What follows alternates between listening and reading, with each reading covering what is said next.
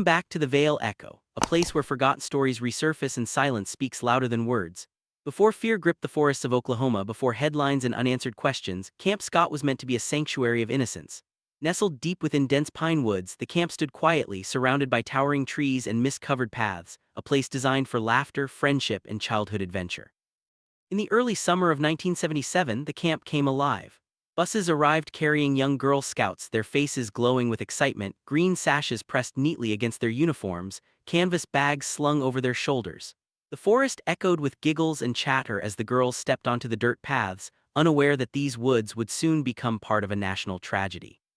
The images of their arrival show pure joy, sunlight filtering through trees, hopeful smiles, and the promise of a carefree week ahead. As daylight faded, the camp transformed. Wooden cabins lined the forest edge, shadows stretching longer as dusk settled in. Lanterns flickered softly, casting warm glows against rough timber walls. The girls were guided toward their tents, scattered deeper among the trees where the forest grew thicker and the sounds of civilization disappeared completely. What once felt like adventure slowly became isolation, though no one yet sensed the danger. Night fell over Camp Scott with eerie calm. Inside the canvas tents, sleeping bags were arranged in neat rows. The girls whispered stories, laughed quietly, and eventually drifted into sleep as moonlight pressed gently through thin fabric walls. Outside, the forest stood still, too still. In the distance, fog crept between tree trunks, wrapping the camp in a pale, unsettling haze. These images capture the contrast perfectly: childhood peace surrounded by an ancient, watchful wilderness. Somewhere beyond the reach of lantern light, shadows moved.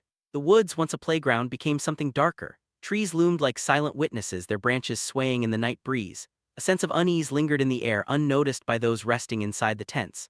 The camera's eye through these haunting visuals lingers on the empty paths, the dark gaps between trees, and the overwhelming isolation of the campsite. Then came the storm. Rain battered the forest floor, wind rattled canvas and branches, and darkness deepened. Camp Scott was cut off from the world, swallowed by nature's chaos. What should have been a normal summer night turned into something far more sinister. The peaceful images of arrival and rest now clash sharply with the looming sense of dread painted across the forest. Chapter 1 ends here at the edge of innocence. A place built for growth and safety stood vulnerable beneath towering trees and endless night. Camp Scott did not change, but something within its shadows did. And by morning the forest would no longer be remembered for laughter, but for silence that still echoes to this day. Darkness settled over Camp Scott like a heavy curtain, swallowing the last traces of comfort the day had left behind. The forest, once alive with laughter and movement, stood unnaturally still. Lanterns flickered weakly along the narrow paths, their light barely cutting through the thick fog creeping between the trees. In the distance, the tents sat quietly, small and fragile against the vast wilderness surrounding them. Inside one of those tents, sleeping bags lay side by side. The girls had finally drifted into sleep, their earlier excitement replaced by the slow rhythm of steady breathing. Moonlight pressed softly through the canvas walls, creating pale silhouettes that swayed with every gust of wind. The images from this moment show peace, but it is a fragile peace resting on the edge of something unseen. Beyond the tents, the woods watched. Shadows stretched unnaturally long, merging into one another between the trees. Somewhere in the darkness, a human figure moved silently, blending into the forest as if it belonged there. No footsteps were heard, no warning was given. The night concealed everything and the forest kept its secrets. Rain began to fall, first gently, then violently. Wind howled through the branches, bending trees and shaking the tents. Thunder rolled overhead as if the sky itself was reacting to what was unfolding below. The storm isolated Camp Scott completely, drowning out sound and sight, turning the woods into a maze of chaos and fear. These visuals of rain-soaked trees and whipping branches mirror the sudden shift from calm to terror. When morning finally arrived, it did not bring relief. A thin mist hovered over the ground as a counselor walked along the muddy path toward the tents. The early sunlight struggled to pierce through the fog, casting a pale, ghostly glow over the campsite. What greeted them was something no one was prepared to see. The tent stood damaged, its canvas torn, the ground disturbed as if the forest itself had been ripped apart. Panic spread instantly. Counselors froze, shock written across their faces. The images capture raw emotion, hands covering mouths, eyes wide with disbelief, bodies trembling as the reality of the moment sank in. The peaceful camp from the day before was gone. In its place stood a crime scene. Police soon filled the forest. Yellow tape cut through the trees, marking boundaries that could never truly contain what had happened. Investigators moved carefully, flashlights scanning the ground, notebooks in hand. Footprints pressed into the damp soil, torn fabric caught in branches, scattered belongings lying where innocence had been shattered. Every detail mattered, and every image reflected the weight of the moment. The forest, once a backdrop for childhood memories, became a silent witness.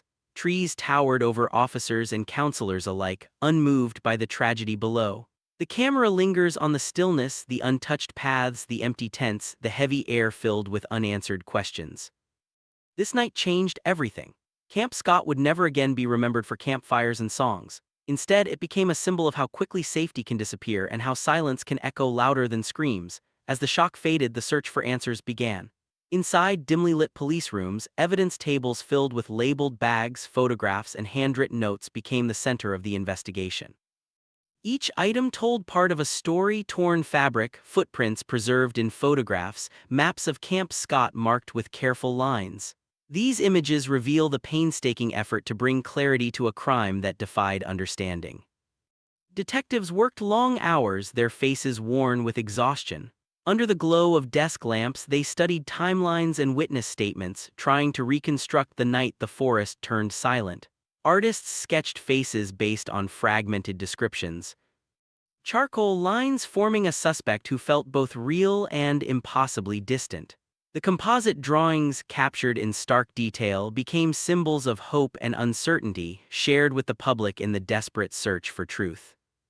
Media attention soon followed. Newspapers spread across tables, bold headlines announcing the Oklahoma Girl Scout murders. Black and white photographs froze moments of grief and disbelief, their ink-stained pages carrying the story far beyond the forest. Cameras flashed, reporters spoke in hushed tones, and the case transformed from a local tragedy into a national obsession. These visuals reflect the overwhelming pressure placed on investigators and the families waiting for justice. The courtroom brought a different kind of tension. Wooden benches creaked under the weight of silence as lawyers presented arguments and evidence. A suspect stood at the center of the room, his figure framed by shadow and light, watched closely by a judge and jury. Every glance, every word carried enormous consequence. The images of the trial capture a room filled with expectation, yet haunted by doubt. For the families, there was no relief. Photographs of grieving parents clutching portraits of their daughters reveal a pain untouched by verdicts or headlines. Their expressions speak of loss that time cannot erase. Memorials began to appear, simple markers, flowers, candles flickering softly in forest clearings.